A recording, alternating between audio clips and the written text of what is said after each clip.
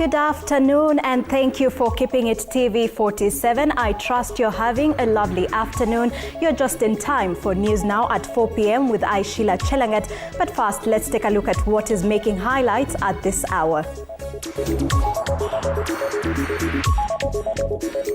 The highlights. Auditor General Nancy Gathungu has appeared before the Senate's County Public Accounts Committee to address the ongoing issues surrounding the social healthcare system.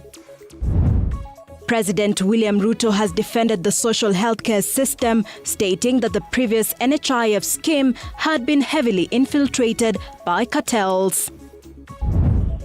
And universal health coverage workers from all counties hold a massive protest in Nairobi County to submit a petition demanding that their unresolved issues be addressed. Welcome. This broadcast begins now.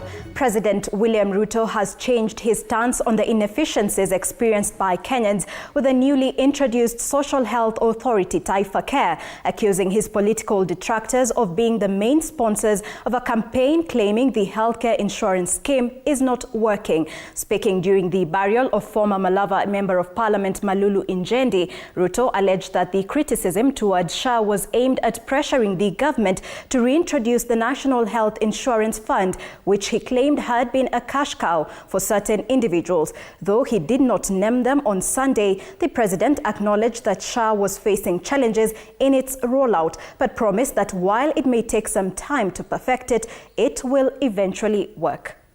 Hii makelele munasikia kwa hii mitandao na nini ni watu ambao walikuwa wanaibia sisi siku ya NHIF. These are brokers. Iko sijui iko shida. Hata niliona juzi wakisema ati serikali itatumia bilioni 100 ati kwa system. Kwani wanaona sisi ni watu wazimu? Hakuna senti ya serikali itatumiwa kulipa system yeyote. Because we want to sort out the problem of fraud of the past. Pesa nyingi ambayo ilikuwa inakusanywa na NHIF iliibiwa na matapeli na wakora ambao walikuwa wanajifanya wako na mahospitali. Fake claims, fraudulent claims consumed almost 40% of the money that was being raised by NHIF. Na hiyo haiwezi kufanyika mimi nikiwa rais tena. It will not happen. Na ndio sababu nimefanya consortium kubwa.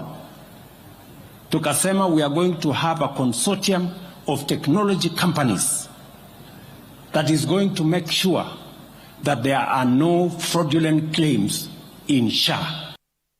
And still on matters health workers from all counties held a massive protest in Nairobi County to submit their petition to the Ministry of Health, Parliament and the Treasury. The UHC workers are demanding permanent and pensionable employment, 5 years of pay for gratuity, remittance of their NSSF reductions and job group redesignation. Further, a section of members of Parliament joined the protesters, calling on President William Ruto and Health Cabinet Secretary Deborah Barasa to address UHC staff grievances. Telling Deborah and Kimutai that we want 3 things: pay our gratuity, confirm our terms, and harmonize our salaries.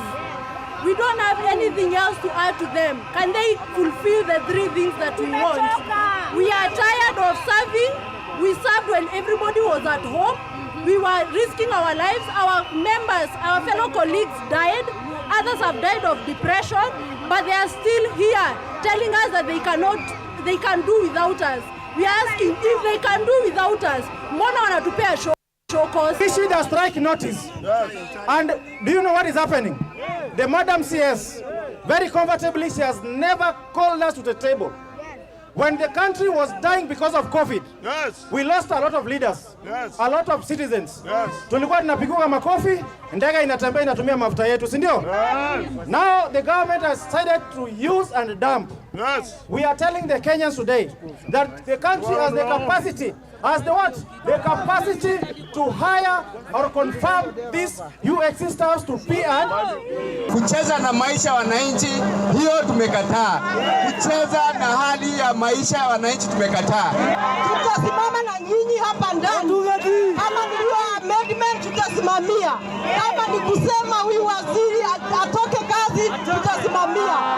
Lakini mtusaidie kueleza wabunge wenu wawache kununuliwa na kasoko wasimame na sisi. And away from that, Kenya Power Chief Executive Officer Engineer Joseph Siror has finally addressed the tiff between the power producer and Nairobi City County, stating that the county took it too far despite his outreach before the dumping incident. Engineer Siror, however, now says an agreement has been reached and the power distributor will continue to act according to the Constitution and use methods allowed to secure payment for services. In the 2 weeks before payment, KPLC has allocated dedicated officers to each customer to support in resolving arising issues as necessary. The officers ensure payments are allocated as per directions from the customers and receipts are issued back.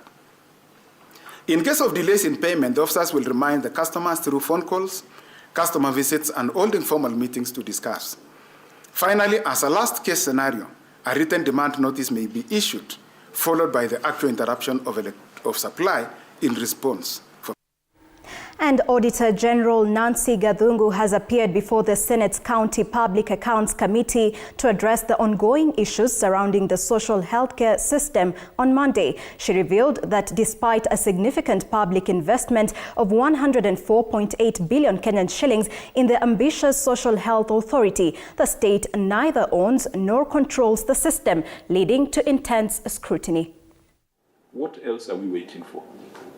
Shouldn't we then be asking for administrative action, for people to be fired, for people to be investigated, for people to be arraigned in court? And those people are not just the people on the government of Kenya side, but including the system vendors. If there's a breach, then perhaps there are two parties to it. What handicap do you have from your office, Madam OAG? What is this thing that stops you from making recommendations on what should be done? That is where the frustration of the people is. I mean, it is one thing to declare that the law has been broken. Why is it that your reports never say, let's jail people?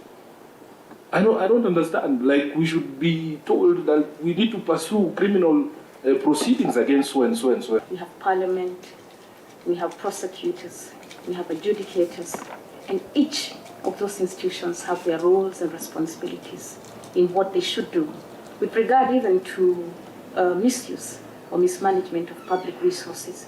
And it is important we apportion the role of each institution to ensure that the entire ecosystem works and there are no bottlenecks or there are no institutions that let one institution down or the other. And away from that, the Deputy Chief of Staff in the Executive Office of the President, Performance and Delivery Management, Mr. Eliud Owalo, has announced a new approach to performance management in government organizations, emphasizing accountability and efficiency. This initiative is a response to growing concerns over some underperforming government agencies and the negative impact this has on the nation's development. Speaking during a performance evaluation exercise at the Kenya Ports Authority headquarters in Mombasa, Mr. Owalo stated that a comprehensive legal framework would soon be in place to ensure that all public institutions justify their performance management.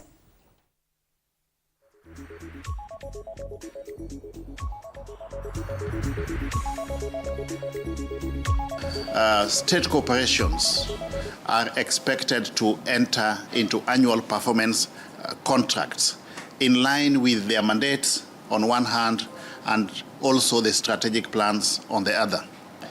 You are aware that our overall government policy framework and development agenda is today anchored on the bottom-up economic transformation agenda, which is aligned to both the MTP4 and the Vision 2030. In line with that, again, you have developed a strategic plan covering the period 2023-24 to 2027-28, which is aligned to both the bottom-up economic transformation agenda Implementation of that strategic plan, good people, is facilitated by annual work plans. So for the period 2023-2024, you had an annual work plan for that period. And in line with the annual work plan, subsequently you entered into a performance contract with the government, committing yourselves to meeting certain deliverables, both quantitatively and qualitatively, in line with your mandate. And in respect to the same, there are certain strategic objectives that you set out to pursue within the same period.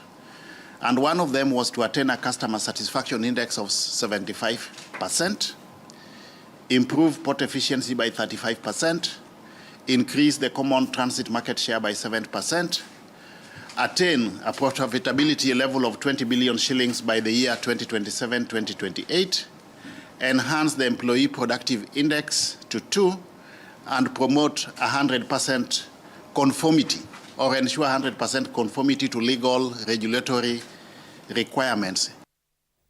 And as engineers across the globe celebrate World Engineering Day, a UNESCO-declared occasion recognizing the vital role of engineering in human progress, the Institution of Engineers of Kenya has termed engineering as the backbone of the economic development in the country. Speaking during the national celebrations here in Nairobi this morning, the first Vice President of the Institution of Engineers of Kenya, Engineer Harrison Keter, called on national leaders to prioritize investment in engineering, arguing that sustainable development relies on harnessing the expertise of engineers to drive innovation and infrastructure growth. The engineers also used the event to advocate for greater recognition and support for the profession, urging policymakers to prioritize engineering-led development.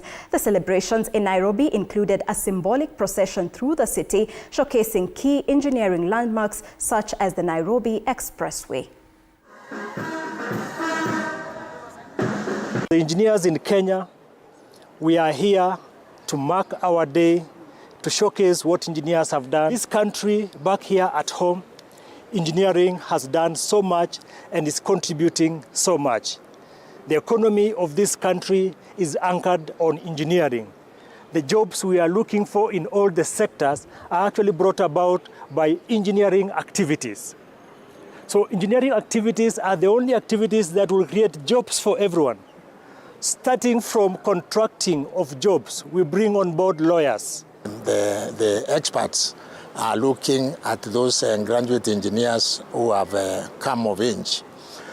Finally, we develop the engineering process so that it continues. You know, science is ever evolving, engineers is ever evolving, and therefore we are continuing to develop that. Two major activities that we have embarked on now is setting the Kenya School of Engineering, which will be closing the gaps that those who have studied engineering could be having. Look at the beautiful buildings, the roads, airports and the others done by engineers. We will all appreciate that the fact that engineers have really contributed to the economy of this country. So on behalf of the ministry, on behalf of the State Department for Roads, we want to thank the engineers of this country who have given their role to make sure that we have what we have today. Looking at the expressway, for example, looking at buildings like these ones, which were done a long time ago. I think I was a student here.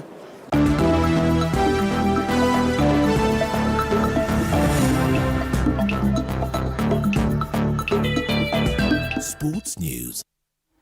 And to the world of sports, where South African legend Benny McCarthy was officially unveiled as head coach of the national football team, Harambee Stars, on Monday evening. McCarthy, alongside his coaching staff, has signed a 2-year contract until 2027. The 47-year-old boasts a rich playing career with top clubs around the world, including Porto, with whom he won the UEFA Champions League in 2003. FKF President Hussein Mohamed stated that McCarthy was the right choice for the national team post due to his outstanding qualities. Speaking after his unveiling, McCarthy expressed his excitement at taking over his new station, underlining his ambitions with the team.